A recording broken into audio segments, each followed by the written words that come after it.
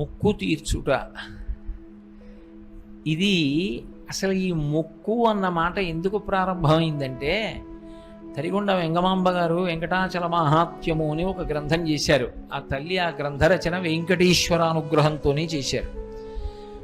అసలు వెంకటేశ్వర స్వామి వారు ఈ భూమండలం మీద అవతార స్వీకారం చేసిన తరువాత ఒకసారి లక్ష్మీదేవి అడిగింది, ఎందుకండి ఇంకా ఈ భూమండలం మీద మీరు కుబేరుడు దగ్గర తీసుకున్న అప్పు తీర్చడం పెద్ద విషయం కాదు. ఆమె ఆదిలక్ష్మి, ఆమె తలుచుకుంటే కుబేరుడు అప్పు తీర్చడం ఎంతసేపు, కాబట్టి కుబేరుడు అప్పు తీర్చేద్దాం, మళ్ళీ మనం శ్రీవైకుంఠాన్ని చేరుకుందాం ఉంది. అంటే ఆయన అన్నాడు, ఇక్కడ అప్పు తీర్చి వైకుంఠాన్ని చేరుకోవడం పెద్ద విషయం కాదు లక్ష్మి, కానీ ఇది కలియుగం.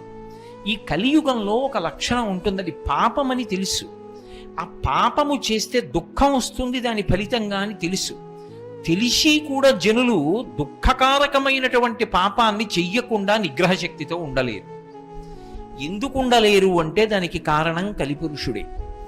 కలిపురుషుడు ప్రజలందరి చేత దుఃఖమునకు పాపము కారణమని తెలిసినప్పటికీ కూడా పాపం చేయిస్తూ ఉంటే, ఆ పాపము వలన దుఃఖం పొందుతున్నప్పుడు ఈ జనులు ఏం చేస్తారంటే ఊరుకోరు, అప్పుడు నన్ను పిలుస్తారు.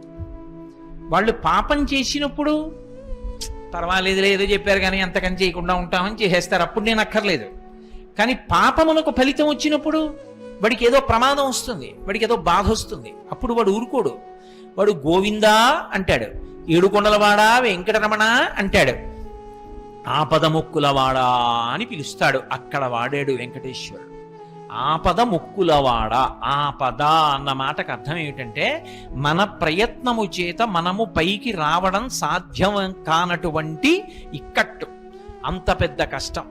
ఆ కష్టంలోంచి మన బుద్ధితో మనం పైకి రాలేం, అట్లా ఇరుక్కుపోయాం. ఇరుక్కుపోయినప్పుడు ఆపద మొక్కులవాడా అని పిలుస్తాం. ఈ ఆపద నుంచి నన్ను తప్పించు. మొక్కేం పెడతాం?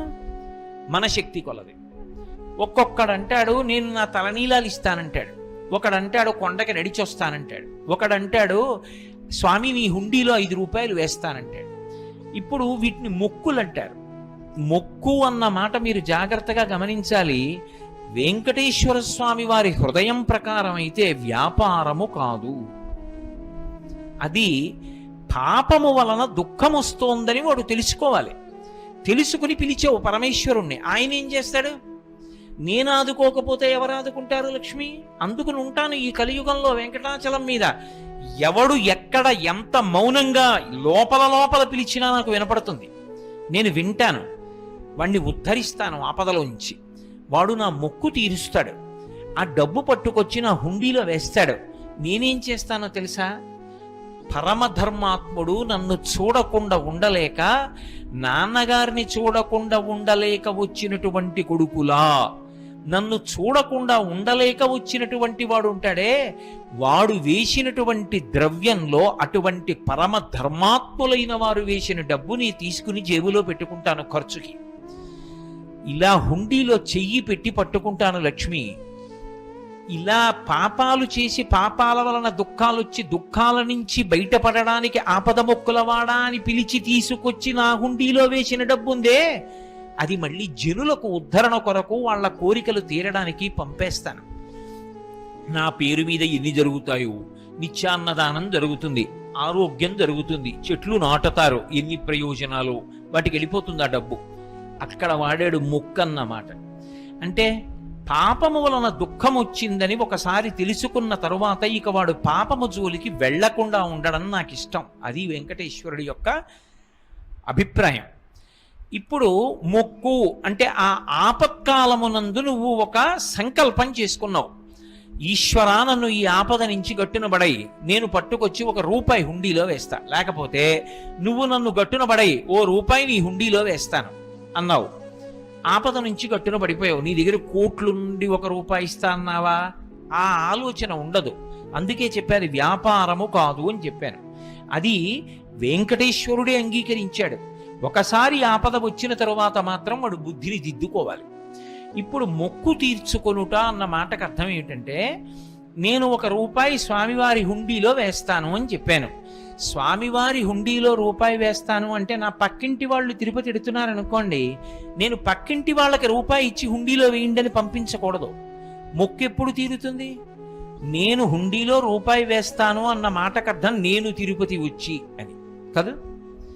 నేను తిరుపతి వెళ్ళాలి, నేను వెంకటాచలం వెళ్ళి స్వామిని దర్శించి, స్వామి నాకు కేవలము ధర్మమునందు అనురక్తిని ప్రసాదించమని ప్రార్థన చేసి ఈ రూపాయి పట్టుకెళ్ళి హుండీలో వెయ్యాలి. అప్పుడు నా మొక్కు పూర్తవుతుంది. అంతేకాని రూపాయి వేస్తానన్నాను కదండి, రూపాయి పంపించేశానుగా, నా మొక్కు ఎందుకు తీరదు అని అడక్కు. రూపాయి వేస్తాను అన్న మాటకు అర్థం నేను వచ్చి వేస్తాను అని. వేస్తాను చేస్తాను అంటే నేనే, అంతే దాని అర్థం. కాబట్టి మనమే క్షేత్రమునకు వెళ్ళాలి, వెళ్ళి ఆ మొక్కు తీర్చుకోవాలి. మొక్కినప్పుడు మీరు ఏ భాష వాడారన్నది ప్రధానం కాదు. ఎప్పుడైనా కూడా అందులో ప్రధాన ప్రయోజనం ఏది అంటే, ఇక పాపము వైపునకు దృష్టి పోకుండా, ఒకసారి ఎవడు మనని ఉద్ధరించాడని అనుకుంటున్నామో వాడి దగ్గరికి వెళ్ళి ఒకసారి కృతజ్ఞత చెప్తామా చెప్పమా? మీరు ఆలోచించండి.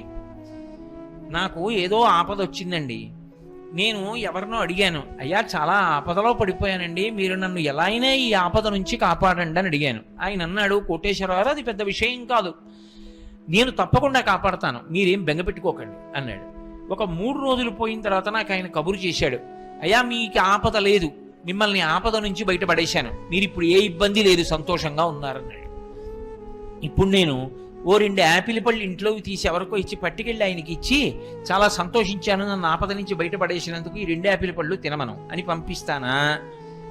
అవి 2 యాపిల్ పళ్ళే అయినా నేనే పట్టుకుని వెళ్ళి నా 2 చేతులతో ఇచ్చి సంతోషాన్ని ప్రకటన చేస్తానా?